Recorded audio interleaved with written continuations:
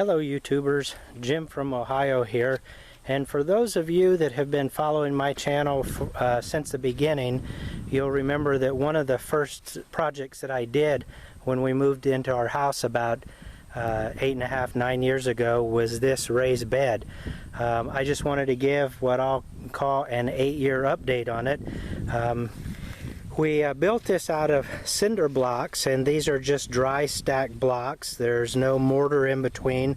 There is some mortar poured into the cinder block holes where we've got our black conduit pipe that we sometimes put our cover material on, be it shade cloth or plastic, when we keep things growing during the winter time. We've had a few changes. We did change out, just instead of having grass around it a while back, we did put mulch down, but the mulch was kind of hard to keep up. We kept having weeds and stuff grow, so we did put down a gravel bed actually just last year, and we do have weeds and grass growing up in this. We try to keep it down as best as possible. Over the years, at one point I did try doing an automatic watering system. Being on a well, we just don't have the right amount of pressure. I tried to do, as you can see the valves here, 2 different circuits on that, so we would water half of it at a time, but I think I just had too many holes drilled in the PVC pipe. That never worked out. So since we already had it glued together and it was kind of worthless, we decided to just keep it in place and use it as our row separators, kind of like a square foot gardening thing. But you can see that, well, a few of the blocks have moved a little bit out of position. For the most part, everything is still square and in place, just like it was when we built it 8 years ago. We did try at one time, we did have a misting system, which is what this pipe is on the ground here, and the misting system did work out very, very well for watering. The only problem that we had is the misters that we got, it was such a fine mist, any slightest wind at all would blow the mist around. So on a real calm day everything was good, but on a little bit of wind, a day with a little more wind, it just didn't work out. So what I was going to do is move this. Instead of mounting it, it was mounted just below the hoops here. We were going to lower it down so it was only about a foot off of the bed. Anyway, we've cleared this out. We're about to get ready to do our fall planting. That's why we don't have much in here. I just put a fresh layer of compost on the top of it just to help feed the new plants. We'll probably do some spinach. We've got some chard here. A lot of it's starting to kind of dry out and wilt. Still have some jalapenos and carrots there, and we've got some kale and collards here. You can see the white butterflies flying around. These are what lays the eggs and puts the worms and stuff. Like you can see one of the worms right there on that leaf. Those are really a battle to deal with.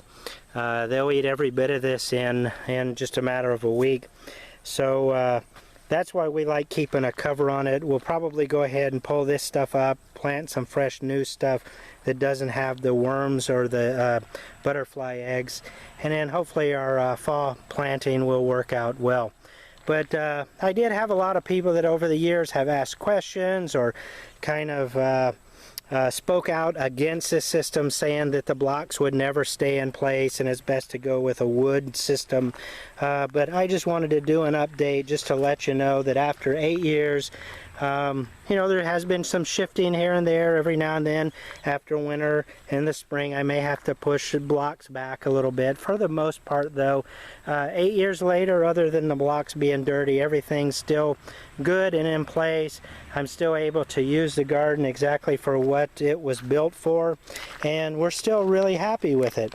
If I were to make any changes to it, I think I would put some type of cover, be it a block like down on the end. Would make it a little bit easier for sitting on, so when Jenny is working the garden and reaching towards the middle, the blocks are kind of sharp, so a seat would help out. The other thing we would probably do is These hoops are a little bit, when we put the material on it, it makes it very tough to get into the garden, and so I think that if I were to do this again, I think I would build a wooden base all the way around it and maybe have some type of a hinge system so that maybe it opens in the middle or just lifts up. I'm still debating over things like that. I've seen some people do a hoop system with a shade cloth that slides back and forth on some type of a rod, a curtain rod or something down below.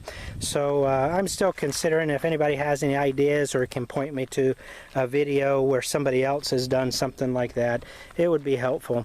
But thanks for watching. For those of you who built this, I hope you're having as much success with it as we are, and